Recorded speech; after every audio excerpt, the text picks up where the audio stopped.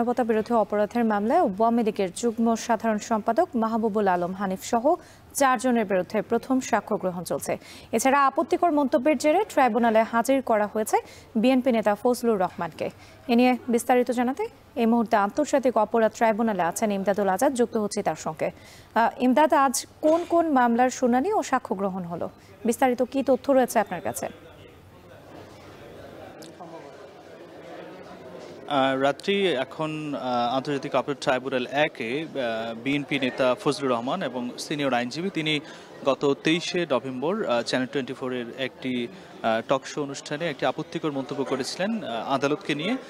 পরে আদালত অবমাননার অভিযোগ এনে তাকে আদালতে হাজির হওয়ার নির্দেশ দিয়েছিলেন। আজকে তিনি আদালতে সশরীরে হাজির হয়েছেন তার আইনজীবীর মাধ্যমে। তার রুহুল কুদ্দুস, কাজল সহ সিনিয়র আইনজীবীদের নিয়ে তিনি আদালতে হাজির হয়েছেন। তিনি আদালতের কাছে নিঃশর্ত ক্ষমা চেয়েছেন এবং আদালত তাকে ক্ষমা করেছে। আদালত অবমাননার যে অভিযোগ ছিল সেখান থেকে তিনি আসলে অব্যাহতি পেয়েছেন। তো ট্রাইব্যুনালের কাছে তিনি নিঃশর্ত ক্ষমার আবেদনের প্রেক্ষিতে তিনি আসলে ক্ষমা পেয়েছেন। এছাড়া আন্তর্জাতিক অপরাধ ট্রাইব্যুনাল 2-এ আজকে হাসানুল হক ইনুর মামলার সাক্ষ্য গ্রহণ ছিল। সেটার পরবর্তী সাক্ষ্য গ্রহণ অনুষ্ঠিত হবে 15ই ডিসেম্বরে। এছাড়া আন্তর্জাতিক অপরাধ আদালত 1-এ আজকে আওয়ামী লীগের শীর্ষ পর্যায়ের বেশ কিছু নেতাকে হাজির করা হয়েছে। তাদের মামলার অগ্রগতির বিষয়ে আসলে তদন্ত প্রতিবেদন দাখিল করা হতে পারে। আজকে যেসব আওয়ামী লীগের সিনিয়র নেতাকে হাজির করা হয়েছে তার মধ্যে সাবেক মন্ত্রী এবং এমপিরা রয়েছে। এর মধ্যে জুনায়েদ আহমেদ পলক,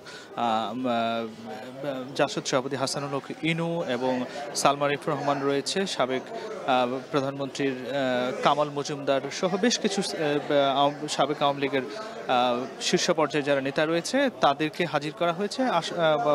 এর মাধ্যমে মনে করা হচ্ছে যে শেখ হাসিনার যে মৃত্যুদণ্ডের পরবর্তী রায়, এরপরে ওবায়দুল কাদের সহ অন্যান্য যারা শীর্ষ নেতা ছিলেন তাদের মামলার বিচার প্রক্রিয়া শুরুর একটা প্রক্রিয়ার মধ্যে এই তদন্ত প্রতিবেদনের মাধ্যমে শুরু হচ্ছে।